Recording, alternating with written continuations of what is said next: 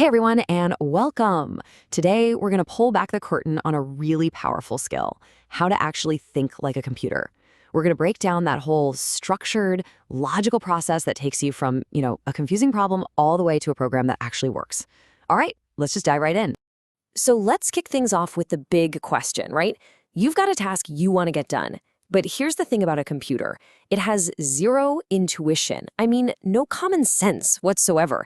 So how in the world do you give it instructions that are so perfect, so logical, that it can solve that problem flawlessly every single time? Well, it all starts by changing how you look at things. You have to see every problem as a puzzle. It doesn't matter if it's big or small, whether you're trying to figure out an average or sort a huge list of names. To a computer, it's all just a puzzle that needs a perfect set of instructions. And guess what? It's our job to create those instructions. Okay, so the very first step on this journey, it is without a doubt the most important one. And look, I know it's so tempting to just jump right in and start coding. We all want to.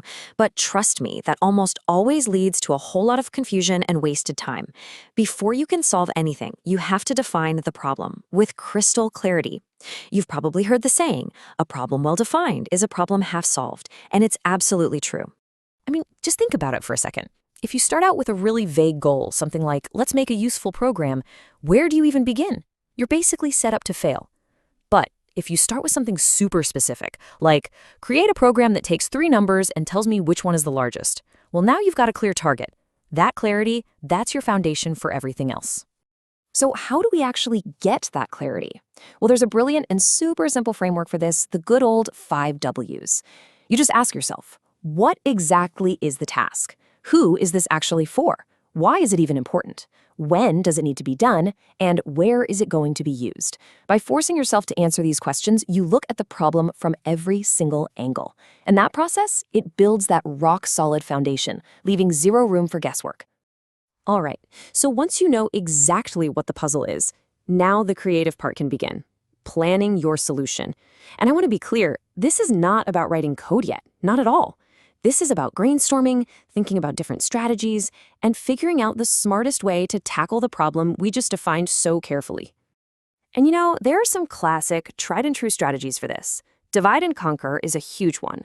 It's kind of like prepping for a big dinner. You don't do everything at once. You chop the vegetables, then you marinate the protein, then you make the sauce, and you bring it all together at the end. You can also just start with a rough guess and then check and improve it. Or, and this is a great one, you can act it out with a simple prototype to find any big flaws in your logic way before you get too far. Okay, so we have a plan rattling around in our heads. The next step is to get it out of our heads and onto paper or a screen. This is where we create a visual map of our solution, and we do that using one of the most powerful tools out there, the flowchart. So what is a flowchart? It's basically a blueprint for your logic. Long before you even think about writing a single line of code, a flowchart lets you see the entire process laid out, step by step, from start to finish. And the best part? It helps you spot errors in your thinking before they become nasty bugs in your program. Seriously, it saves you a ton of time. And you might think it's complicated, but the building blocks for any flowchart are actually super simple. You really only need to know a handful of shapes. You've got your ovals for the start and end points. Parallelograms are for any time you're getting input or showing an output. Rectangles are for the actual work, the processing. And then you have the all-important diamond shape. That's for making decisions. Let's look at a perfect, simple example. A flowchart for converting Celsius to Fahrenheit. See how it flows? You start, you get the temperature in Celsius, you do the math, you show the result in Fahrenheit, and then you end. The arrows just guide you through the logic, step by step. It's clean, it's simple, and there's no way to misunderstand it. Okay, that was pretty straightforward, right? A straight line from A to B. But let's be real, most problems aren't that simple. They require choices. What happens when our program needs to do one thing if a certain condition is true, but a totally different thing if it's false? Well, that's where the diamond symbol becomes the superstar of the show. Check this out. In this example, we're checking if a number is even or odd. The diamond asks a simple yes or no question. Is the remainder of the number divided by 2 equal to 0? If the answer is yes, we follow one path. If the answer is no, we follow a totally different path.